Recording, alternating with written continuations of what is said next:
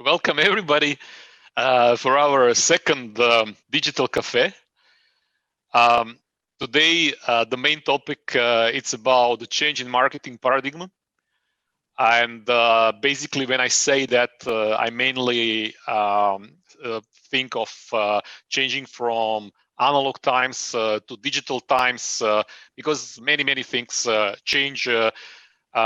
Like a technology, which is basically driving also the customer behaviors, the needs they have, the way how they behave. And lately, the change which we just discussed in our chat before the cafe, COVID also accelerated so lots of those uh, changes. So today with us, we have Pietro Leone. He's the CEO of Less Marketing. And we have Maria Kleitsch. She's the Senior Marketing Manager for Opel-Vauxhall Europe. They'll be taking us through this story. One side, one angle will be coming from Pietro because Pietro is very experienced on the agency side in running the marketing activities for many clients, and Maria is on the client side, so we'll have like confronting roles. I was hoping for some kind of discussion fights, but we'll see how good mood they will be. And before I start, I'll just say a few words about the calendar for this year. So what's so far agreed, what's so far in our agenda, in our registration format. So in April, we'll have our third digital cafe, which will be about data-driven marketing. And I will host Dr. Johan Topfer and Philip Lovers, two gentlemen from leading global technology companies and consulting companies like Axiom. Then in May, we'll be talking about Metaverse and how the Metaverse is changing the internet space. And here I would have one of the directors of Meta from Zurich, from Switzerland, Paul Widmeyer. And we'll have Michele Fuchs, who is basically one of the companies which are leveraging the Metaverse already for 2 years, providing the virtual reality education and trainings for many companies. I'm having a pleasure now to announce our fifth digital cafe, which is going to happen in June. This is new from yesterday. So we have a confirmation from Mercedes and from Experience One, which will be taking us through the customer experience of Mercedes-Benz and how they run into the changes. And yeah, we'll listen of story of the Mercedes, which I think will be really interesting. The other things which happened recently is that I've been contacted by Vicky Wang. She's our bachelor student at Geneva campus, and she's from China. So, and she was asking if she could help in the producing and organizing one of the cafes, because she knows lots of people in China, especially the people which are having very strong startup companies, which are dealing with the digital. And I had a chat with her, and I would say I'm really happy that she approached me, and we decided to run one digital cafe with the call it, which will be the China Day. And it will be announced later, the date, but yeah, we are working on the program. So this way, I would like to encourage some other students which are willing to come with similar ideas or help in preparation. Maybe somebody from India, because we have lots of students from India, and we could also organize maybe one day of India in our digital cafe. So stay with us, let me know, contact me, and I'm sure we'll find the way. So agenda for today, and before I go into agenda, just to thank also Gal, she's on the call, and Miro from the school, and Lorena, which is at the vacation today, because without them, this digital cafe will not be possible. So thank you very much on help, on preparation, and they will be today with us, making sure that everything works, and Gal will be collecting your questions that we'll be answering at the panel discussions at the end. So whenever you ask something, we'll be answering that at the end. Just one also information for you. I have seen in the registration documents many students from India, from China, from US, UK. We have Germany, we have Oman, we have Vietnam, we have Croatia, many other markets. So I'm really happy that this is definitely a global call today with many different students from many different regions or interested people which are interested about our topic. So thank you very much for joining. Just at the start, before I will present Pietro and Maria and then give them the word and the floor to talk, I will just make a short intro and just give the keynote of this digital cafe. And of course, I'm talking about the changing the marketing paradigm. And before I start and show you some of the reports from Gartner and World Economic Forum, I just would like to say a few words that most of you knows, but just to remind you and refresh you. So it's about the acceleration which is happening with the COVID in digital age, and it's also defining the rhythm of how the changes is approaching us. Because marketing industry, as any other industry, also went through the disruption and through the change from analog to the digital age. And I say our guest will talk more about that.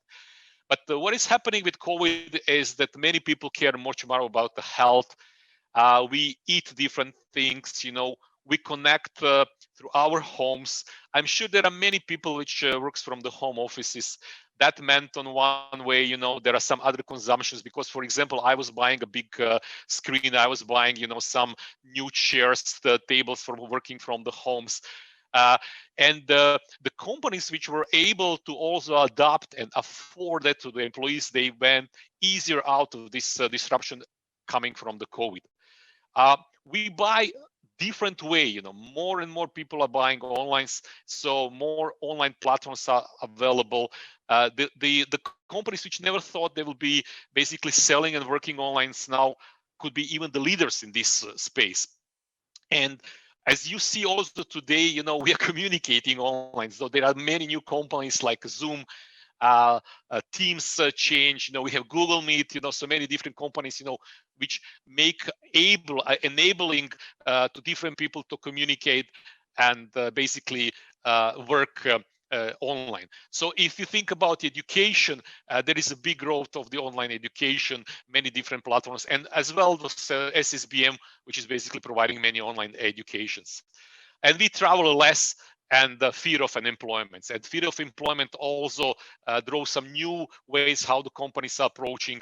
For example, I just mentioned some automotive examples where many people today buys the mobility or working through the sharing platforms or subscription model platforms where you could easily kind of return the car if you fear of employment or basically something happens with your work. But there are many other examples like that in different industry. I just wanted to make a parallel to one which I understand well, which is the automotive.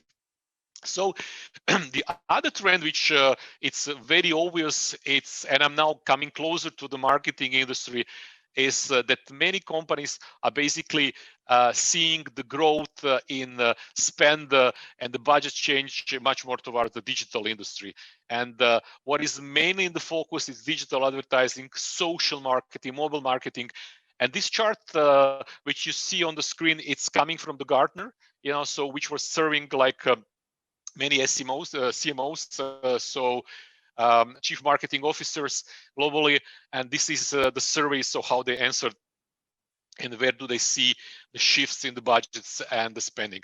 Of course, it's less spending going into the offline marketing channels and events, especially, so this is how at the moment, industry is reacting on the digital disruptions and the COVID.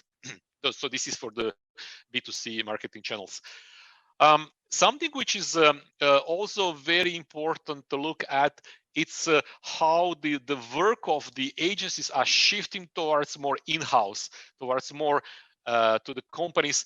And at the moment, as part of the same survey, we see that almost 32-33% of the work shifted to the in-house and different kind of social marketing, creative production, content marketing, so many things moved into the house.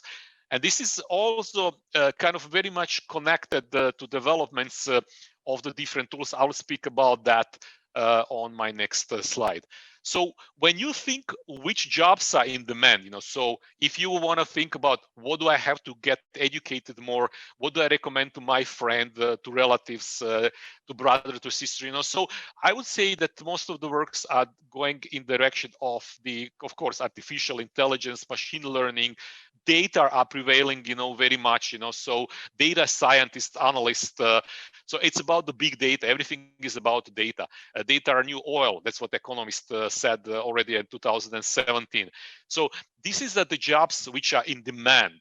So basically, those which are able to adapt will be able to find the better jobs, better paid jobs. And those which are on the right side have to think, how do I adapt? What new skills, what new knowledges, what new educations I need to move towards the list on the left side. If somebody wants to check, there is like a list of 100 different jobs, on the left and right sides, you could check it and you see where do you stand, potentially what are your aspirations for the future? Are you close to those which are in demand and in developments? And I think the good signal is that many governments are basically investing into the education and helping the people to come from right side to the left side, like I'm showing on the this side. So just think about it, and if you have any comments or you want to chat with me, just send me a message. You could find me on LinkedIn or just through the school. So this slide is coming from the Scott Brinker. He's basically the chief market, so Martech, sorry, blog, which basically counts around 8,000 technology tools on Martech landscape. And then basically they are splitting them into the content, into the social tools, into the advertising, ad tech tools, data tools, and management. But just think about it, it's like 8,000 companies, and then he's splitting them at the different islands, So this shows how the technology is taking over strongly the marketing space compared to before. I think this slide, I decided to show you this slide because it's a very, very powerful slide. So when you think about just the restaurant business, just to look the number of the different startups which are serving the restaurant business, and the ecosystems around it. And then you basically could split it at some sub-segments, like if you search or you want to book the restaurants, which companies and startups are there, if you are delivering the food, or you basically want to automate, or you need a voice and bot chats talking to the potential customers, or order services, or point of sales, kind of additional technological tools that could help you. So look the ecosystems around just the restaurants. And I say, even if you believe all startups are already done, there are still so many space, and this is just showing how powerful that could be only for one industry, like basically food serving service industry, like restaurants are. So just to give you in a few words, about the marketing in the past, because Pietro and Maria will talk more about that. So at the past, when I was working as a marketing manager, also, I was having one side, there was a creative agency, and then on the other side there was a media agency, and basically there was a hippo. Who is the hippo? It's basically the highly paid person opinion, which was basically the ruling, the decision. Creative agency will come with a crazy proposal. They say so great, and hippo will like it, and basically that's what the media agency then will be putting into the media space, to run the campaigns. Another chart, showing that changes, from the past to today. It's like from the point of making the mass communication, so the company was producing the materials and then shooting to the customers, creating the segments, and then making sure, that there is a communications out in the different channels. And that was the past, so the companies were pursuing, it was one-way communication, towards today, when you have like many ways communication, and we know there is a dominance of social media, and customers are blogging and challenging the companies. And sometimes, the voice of the customer, it's stronger than the communication of the company. And many companies have to take care, to use the technology to understand, to listen to the customers, to listen to changes in the marketing space, to make sure that they are basically kind of addressing customer needs and the changes. Here, I would just like to remind you that we just launched a new program, which is basically customer data-driven marketing. This is certification program, which is launched by SSBM. You could find it on our site. So and then basically we are discussing and making sure that that change is basically reflected at the program. Who wants to go through the programs will earn the certification documents. And there I'm speaking about the three kind of pillars. One is the customer's data, second is data analytics, and then the technology. And we are going through different experiences. We are talking about customer experience. How to create the journey, how to define personas. So what are the brand gardens? How to use the technology like customer data portals, and so on, and market automation to create and follow the customer journeys, and make sure that we are providing the personalized communication, relevant communications at the customers, and then having the feedbacks, to optimize the whole sphere about that. So, so much from my intro. Now I will be moving to our first lecturer. So that will be my first guest of today. So this is Pietro Leone.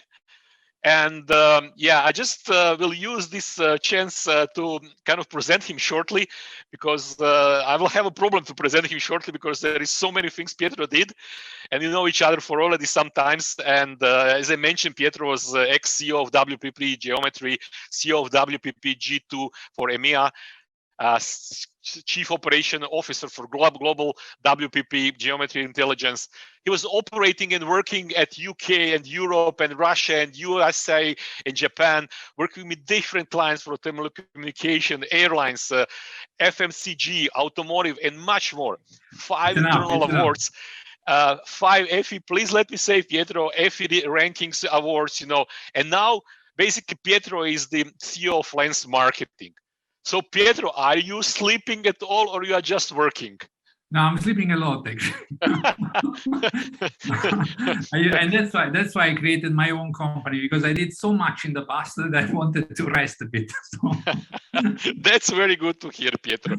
So, but before you start, for the sake of understanding, so you started at Milano, and you started as account executive and BBDO. Was that really the job you wanted, or you were planning and thinking about working on the client side? Was that your dream job at the beginning? No, to be honest, Damir, I always wanted to work on the client side, okay?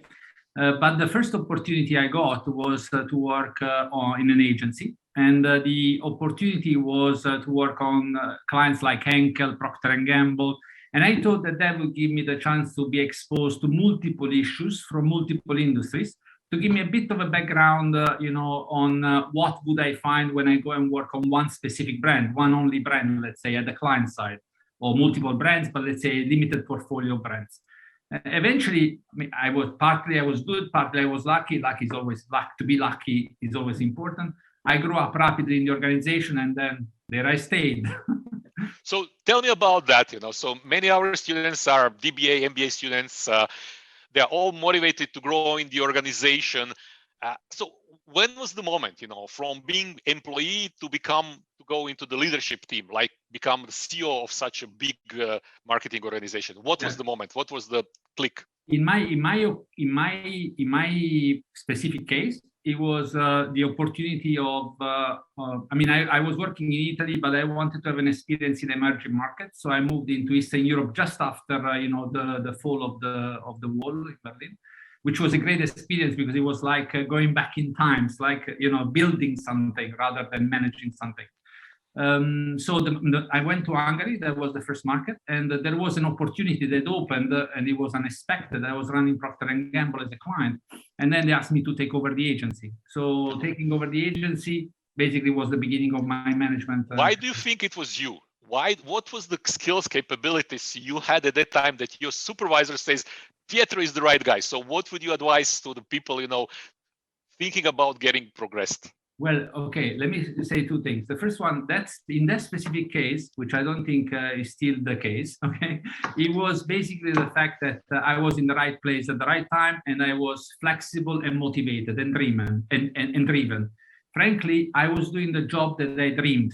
okay? And when you dream of a job, you put all your passion into it. It's not heavy for you to do that job, okay? Yes. But then later on, to come to the MBA story, which I think is important, later on I felt the need of putting all this knowledge that I had collected in university and in the business in a frame of reference that would be a little bit more structured. And that's why I attended the MBA. And I think the MBA for me was really a change in perspective, moving from what I was to what I could be. Really, that has been really the transition in my life. Very interesting. Yes, yes. Okay, and you grew through the marketing, and you felt the change, because I know you. I will not say how long. It will be kind of dangerous to say that, but yeah, I mean, and I know you were my client. Let's tell everybody you were my client. Definitely. So, but you moved through this disruption, So, I mean, what happened? I mean, if you want, you could take now. The floor is yours. Yeah. And if you want to run your presentations, but tell us the story. How was that, and what is today? What is happening today? What are the capabilities? How the agencies are working? How the people potentially could work for the agency? What skills they need, or what is the story about that, coming from the analog to the digital age and the age of the customer experience? So please feel free, Pietro. The floor is yours. Okay, thank you. Voila, here we are. Okay, so first of all, thank you, Damir, for inviting me to this presentation. It's always great to have the ability to share knowledge. And only one comment on your presentation. When you said about the hippo, so the decision maker, it was a joke always in the agency business that the decision maker is never the client. It's usually the client wife or the client husband. Because those are really the people where clients are checking, is this a good idea or a bad idea? And yeah, that was an internal joke. So apologies to the audience, because I will have to condense 5,000 years in a few slides. Okay, so let me start basically with. Okay, let's see if it works. Yeah. Oops, that's not a good start, is it? Okay, let's start with the mantra. Commercial communication, or as people used to call it, advertising, is no longer advertising. So let's talk about commercial communication. Is not art.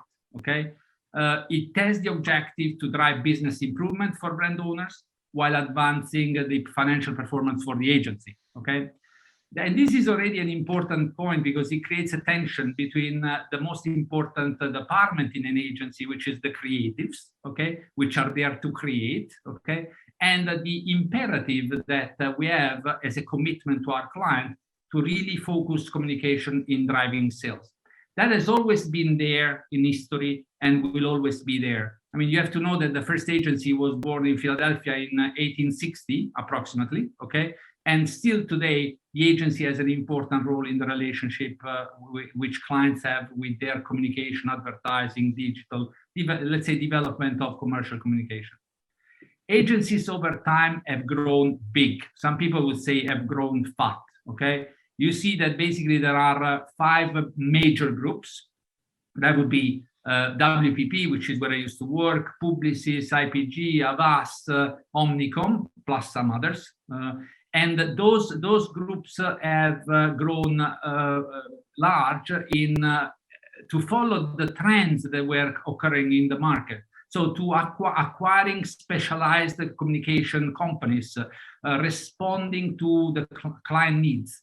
In fact, you have to know that while you would think that the creative agency, whether it's in the digital space or in the analog space, would be very innovative, in reality, agencies are always responding to a client need, okay? So client needs this, well, we go and develop, okay? So in fact, if you look into the latest reports, you see that lots of agencies are now investing into meta, into what is actually going to be the metaverse, what is going to be the meta shopper. So really, it's kind of following the most important trends and issues that clients are solving.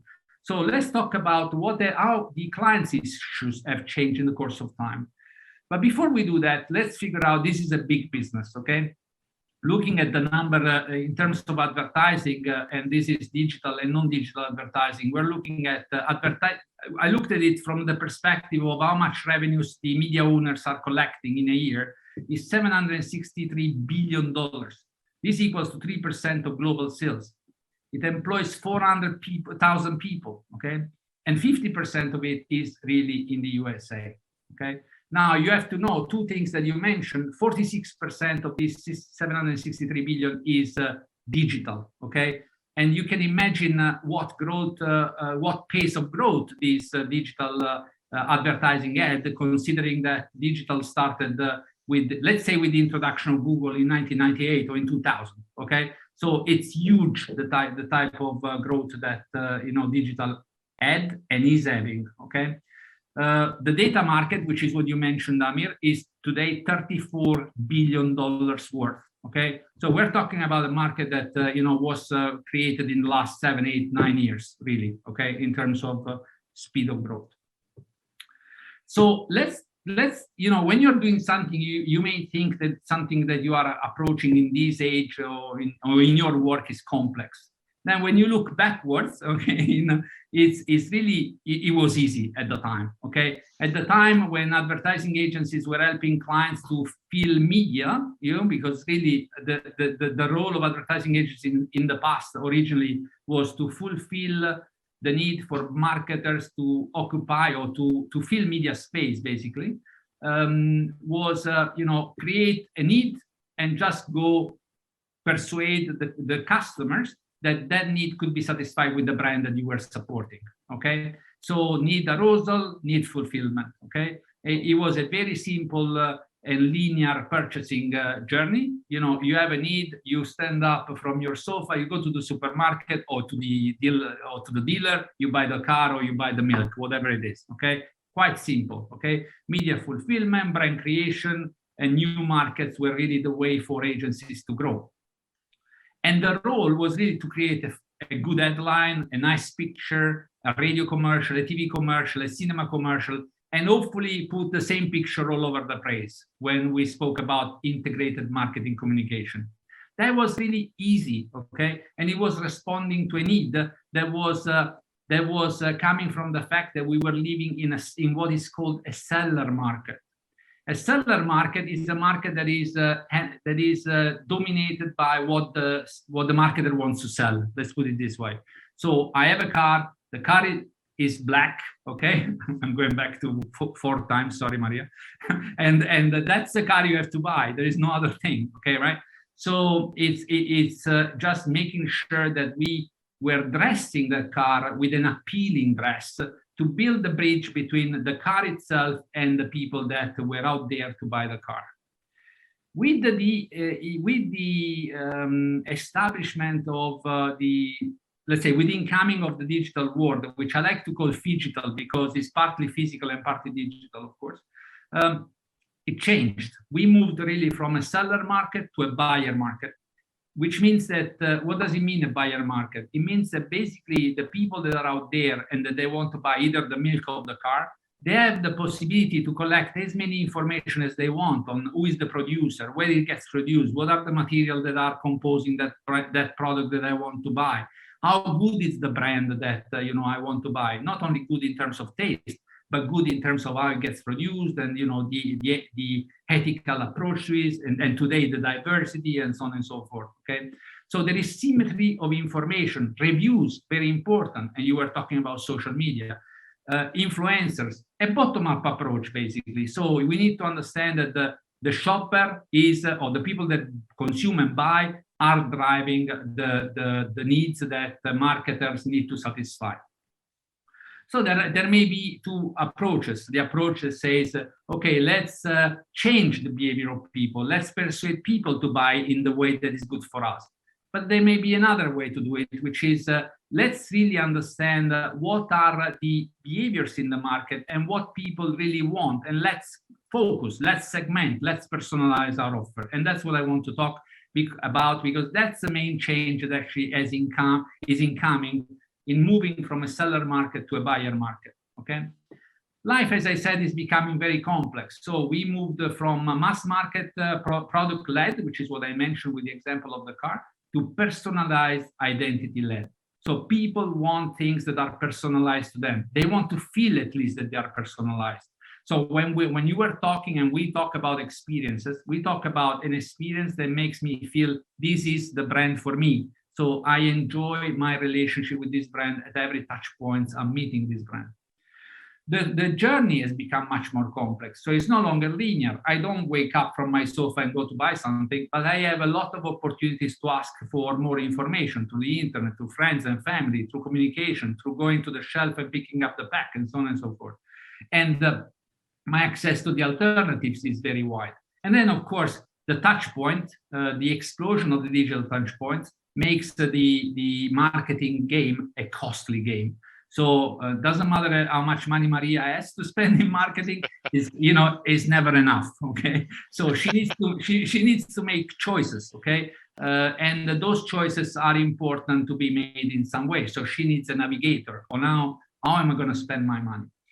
Channels. Everybody talks about digital, which is very important, and this is very important because it's growing rapidly. But let's not forget that today the total retail sales are $26.7 trillion by year end, unless something else is happening, and they are up versus they are expected to be up versus 2021. But e-commerce is already 5.5 trillion.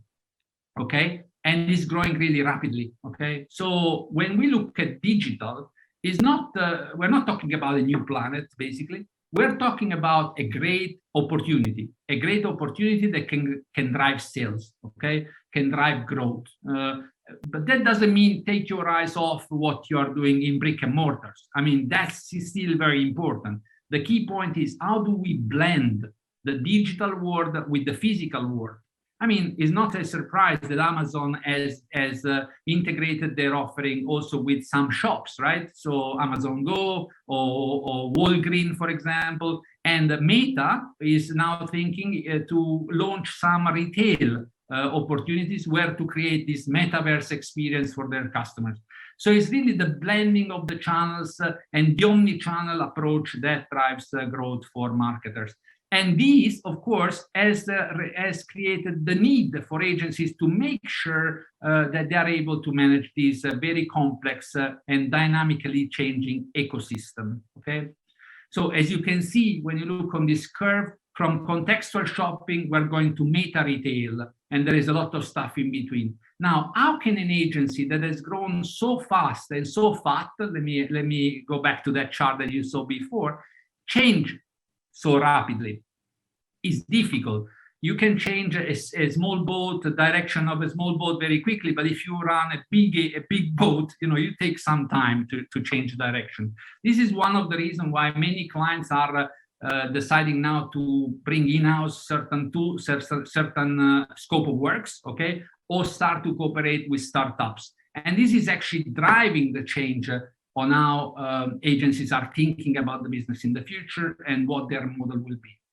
It's also going to be about technology, where technology is not an ending point, but is an enabler. That's very important. It's going to be about content, and it's going to be about personalization, where content and personalization have to work hand in hand, of course, using technology as a way to deliver the messaging. And therefore, the type of people that we need to have in the agencies has to change, is different.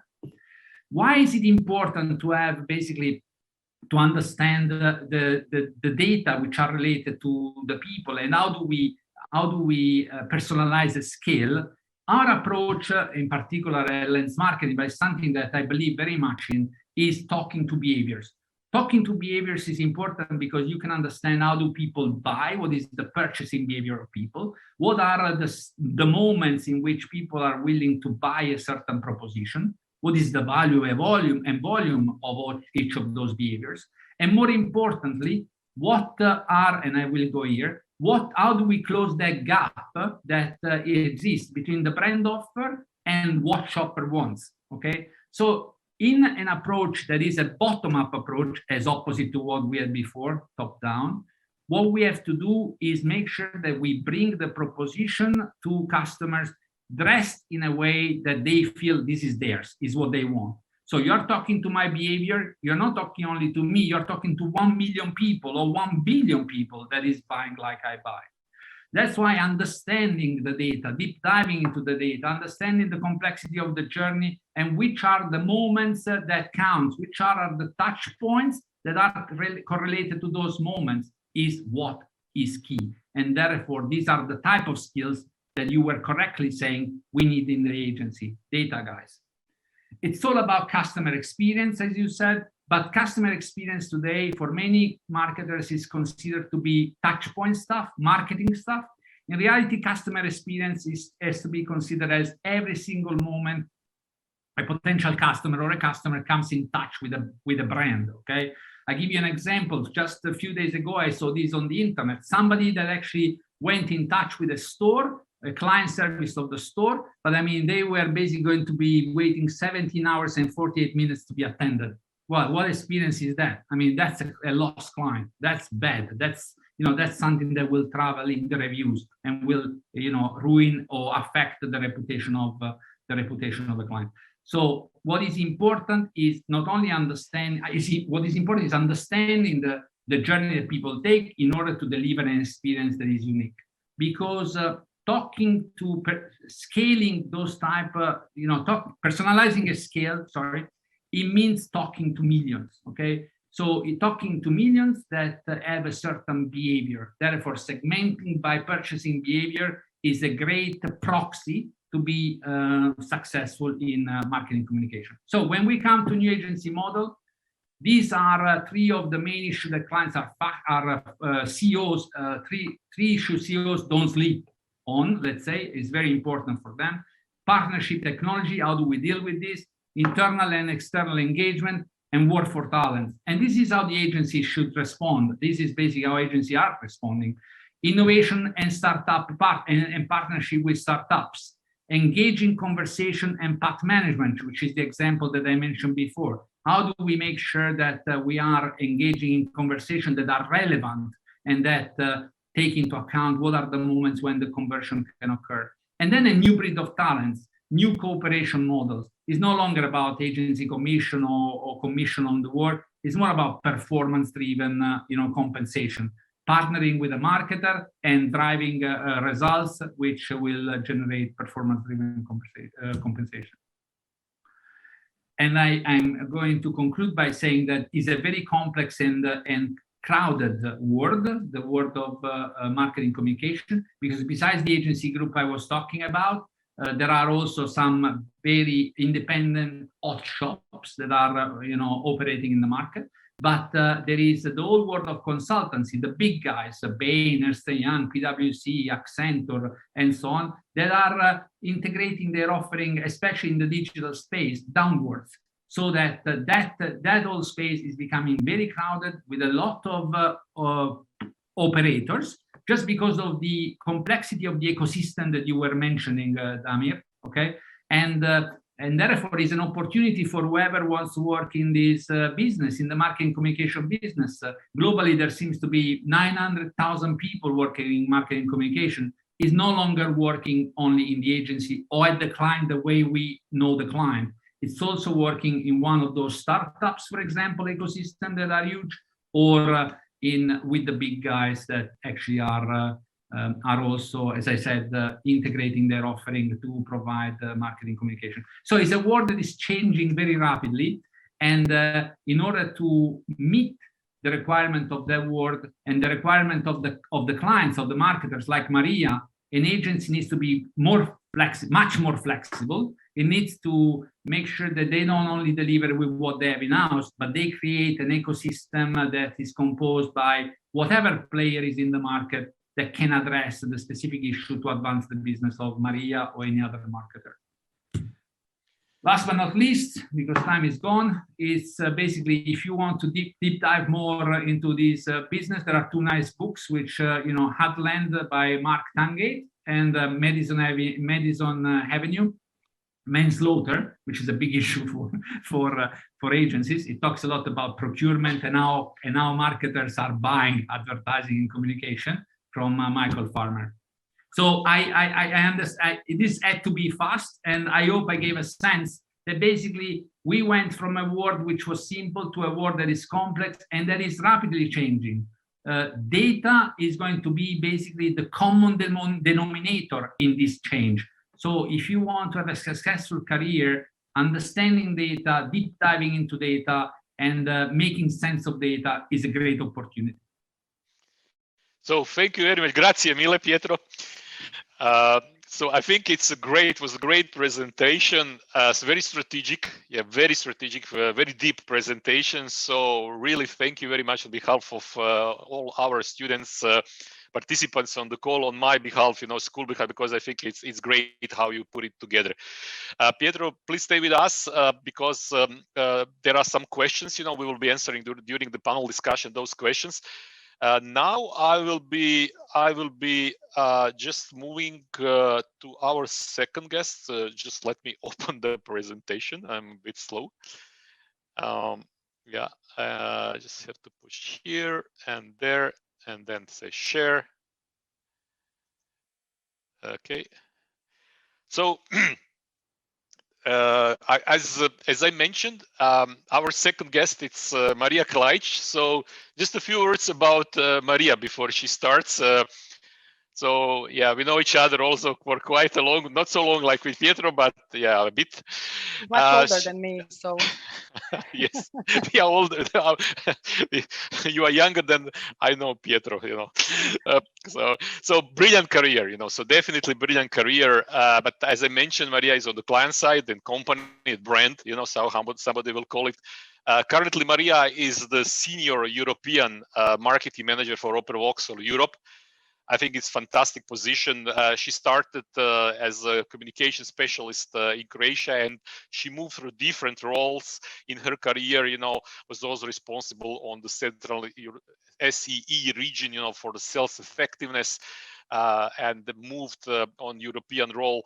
And I think she also lived through all those changes because working from traditional marketing into the digital and many other kind of aspects of the marketing and customer experience. Also winner of certain awards.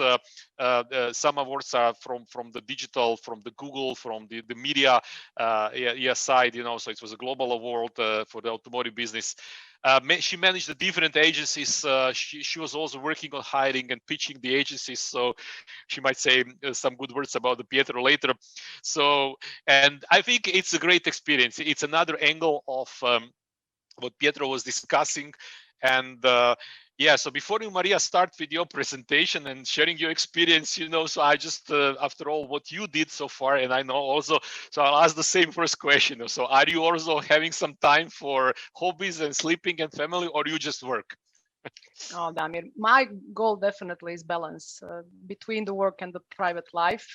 And honestly, apart from being a manager, I'm also a mother, a wife, a friend. So there are many roles, and I really try to enjoy each of one. Of course, I do sleep, and I also pay a lot of attention to sport. So all those aspects are important to me.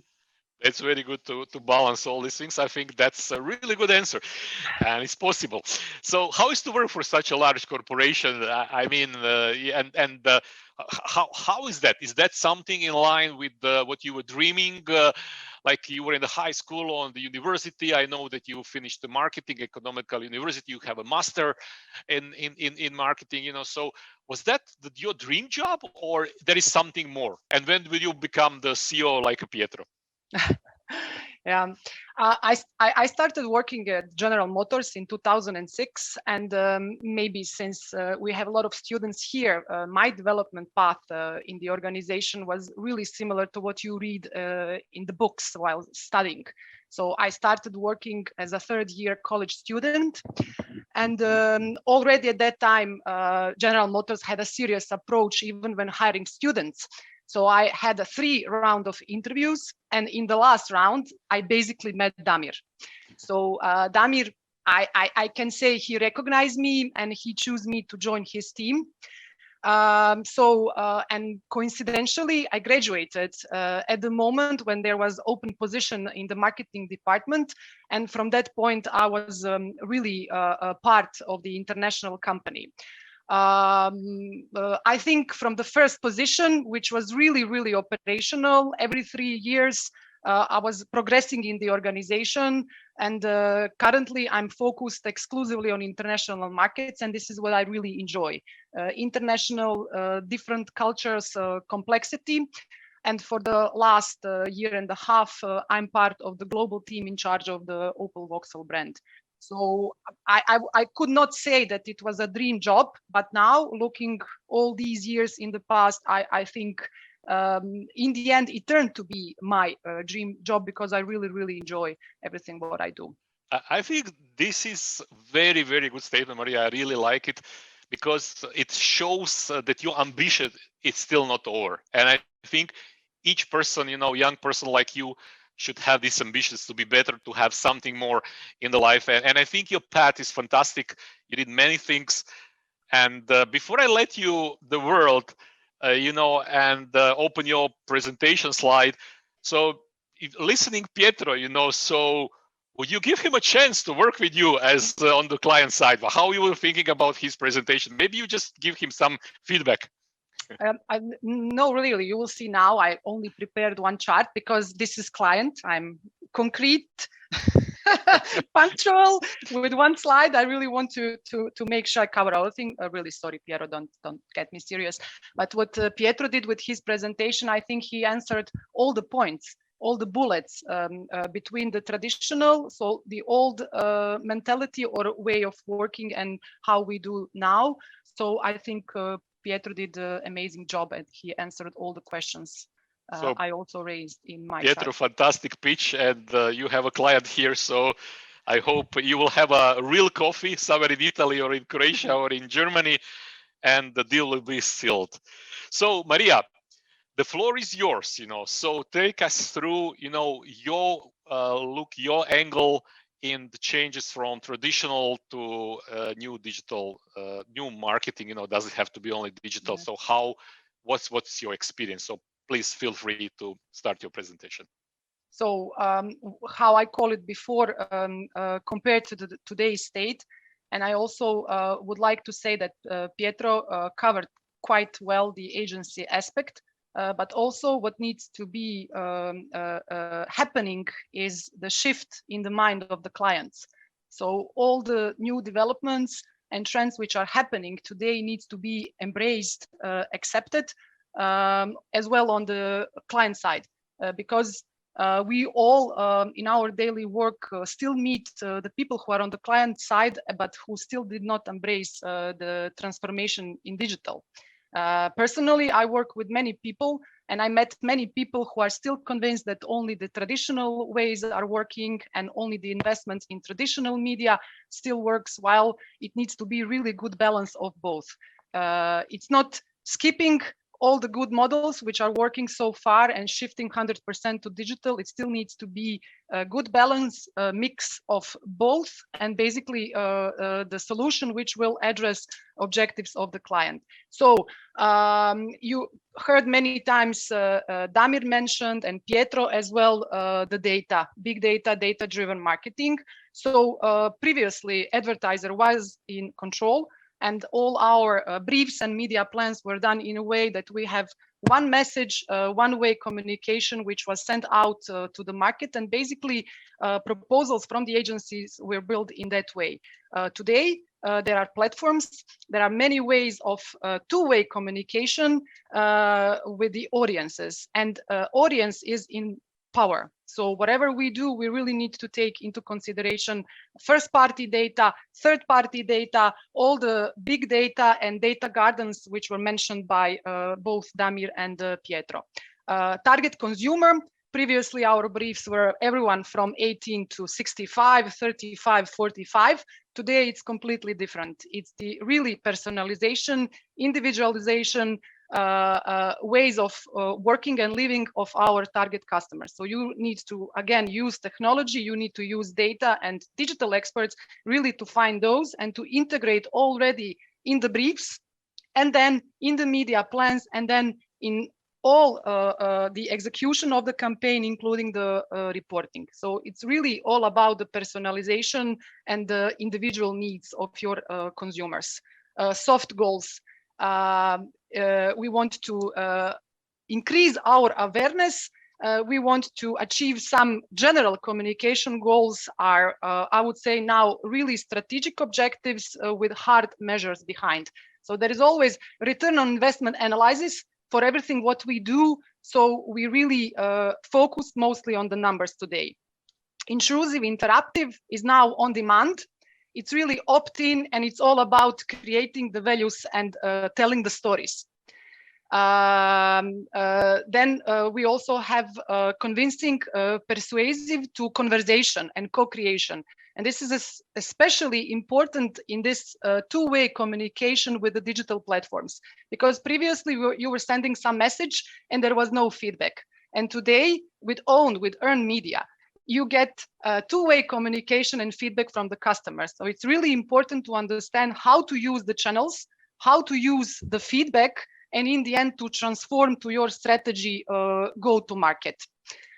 Reaching, it's not only about to reach your target customers, it's also about engaging and providing the value. There always needs to be added value for your consumer in the end.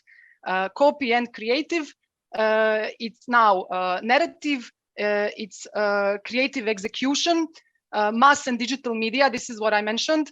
Doesn't mean that we need to skip everything related to the mass and traditional media. It needs to be good combination and the balance, and it needs to cover all customer touch points. So before the purchase, during the purchase, and after the purchase, you need to have all these touch points and really to create one holistic approach. We do not work anymore in silos. We have a holistic approach, and everyone needs to be involved. So people who are experts in one area of the marketing really need to have discussions and have some knowledge of other parts of the marketing to really make the holistic approach. Campaigns, for me, it is a continuous ongoing platform.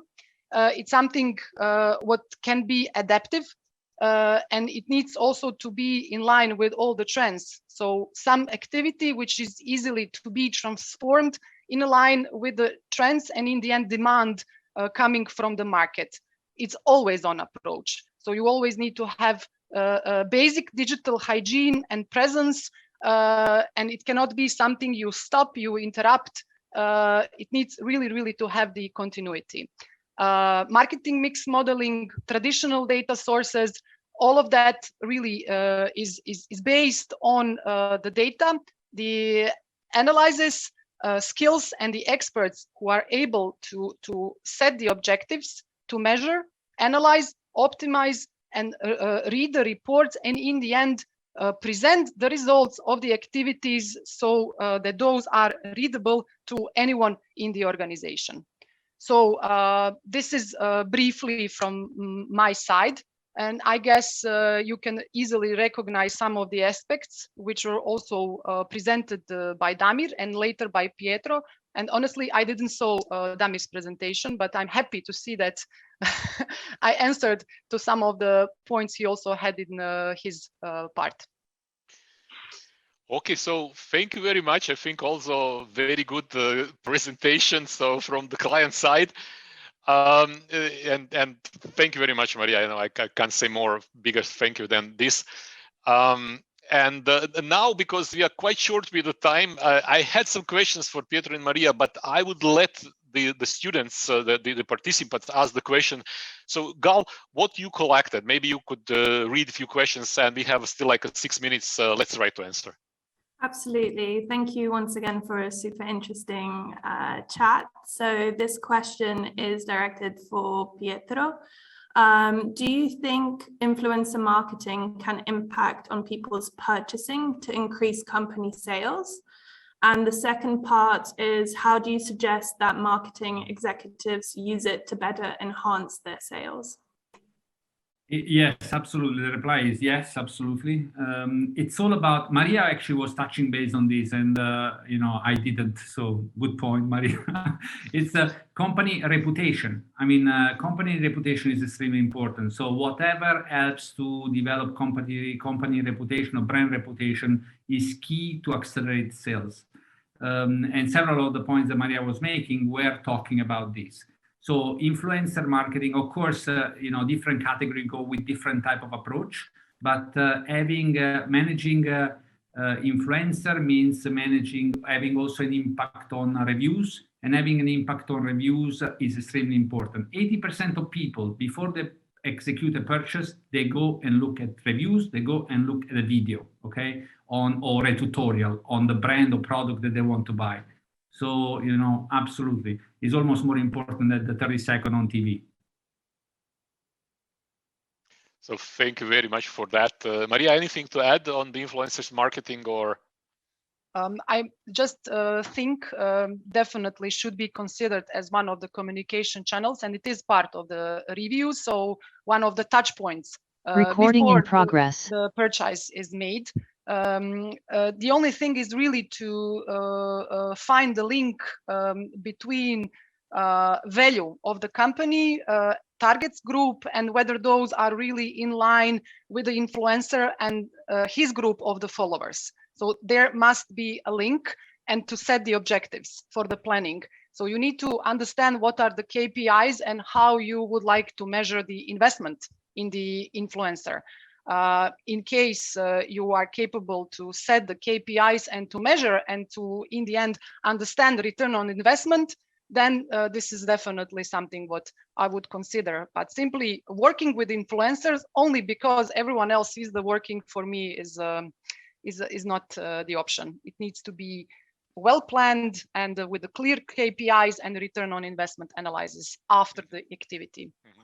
Cool. I think which de facto comes if you understand the journey that people take, right? So yeah.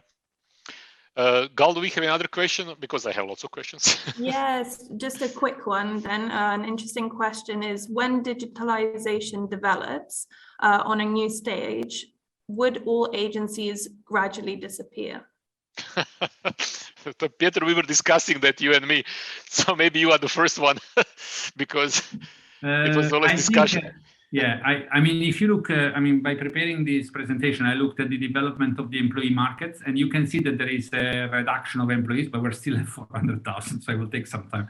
The truth is that the agency, the way they were conceived in the past, they are disappearing already. So they are, advertising is, it was the source of business for an agency, is now dramatically decreasing. So it's all these new channels that are growing rapidly. So I would say that the agencies, like the cinema, didn't disappear when TV came in. I don't think the agency as a broker of communication services for clients will completely disappear. But it may become a bit like the travel agencies when the digital world came in, okay? Artificial intelligence will replace part of it, but not completely. Yeah. In fact, I told my client to go, I told my son to go for the client side, if you want to have an advice. But I think we are speaking about disruption, and disruption, those who did not change, transform, they are disappearing because some things are not like before. And I think the whole this cafe is about that. But there are many, many new jobs, as we mentioned, so the people have to get educated. It's not anymore you finish your university and that's it. And you live your life and you work. And it's all is the same. It's not, because the way how we learn, the way how we progress, the way how we changed. So those which are in line with that will most probably be able to progress and live and get better. So that's what I think it's happening also on the marketing side. And again, I think this reason which for this cafe and this idea of changing marketing paradigm is exactly because of that. I agree. And Damir, if I just may add one point, is also the focus and experts in the digital. We as a client, unfortunately, we are not able to cover all the areas. So you still need support with data interpretation and digital analytics, because we are bombarded with so many digital options, so many data is coming and measured from different sources. And sometimes we really need experts, which could also be on the agency side, who could interpret the data found in all these different platforms. And in the end, to offer the service, to tell the story of all the data which is gathered, and in the end to provide explanation with the simple words. So again, I see today the role of the agency here. I fully agree. And I see also this trend, because as the technology is coming in, sometimes the companies are basically hiring this technology plus the people, which they call it customer success people, which are basically making sure that technology is doing the processes and the work within the companies. But sometimes the agencies are putting the people within the companies, they're sitting together with the client side, and making sure that the processes, the people are able to adapt the new technology and the customer experience principles and everything else. And I see the whole trend into that direction, and many people are basically doing that, consultancies, freelancers, which are basically able to adapt faster and help the companies faster move on. When we were doing transition, for example, from Siebel, Oracle to Salesforce, I was using, for example, the services that at that time of the company names Atos, like Axiom, like Accenture, or anybody else. So what those people are doing, they're basically coming to our company, sitting with us and making sure that we could kind of go faster through the change in how we do the marketing. So, okay, so we are pretty much done. So I would just like to thank you. I think it was a really good topic. It was really good presentations from both Maria and Pietro. Thank you very much. Yeah, I'm for the next ones. It's coming in 1 month's time, in April, and we'll be talking about the data-driven marketing. I will have the Axiom Senior Vice President, for the professional services, and the Vice President Customer Success from Zeta. They're basically providers of customer data portals, one of the most important tool in the customer experience, and in the marketing activities, So please join us also for April. Maybe Pietro and Maria want to say bye to the people, also, but use the experience, this chance, and I thank you all. And from my side, that's all. So please, if you want to just say goodbye to Maria first. Thanks. Damir, really many thanks for the opportunity. For me, it was a big pleasure. And I hope it was interesting and in the end valuable for the audience here. So wish you all the best. Yeah, same here. Good luck. I mean, it was great to have this chat with Maria and Damir. Thank you for having me there. And if you have any question, you can. I'm sure the university can provide my email. I'm happy to respond offline. Thank you both. Gal, we are finished. You could close the call. Perfect. Thank you. Thank you both. Bye. Bye. Ciao. Ciao.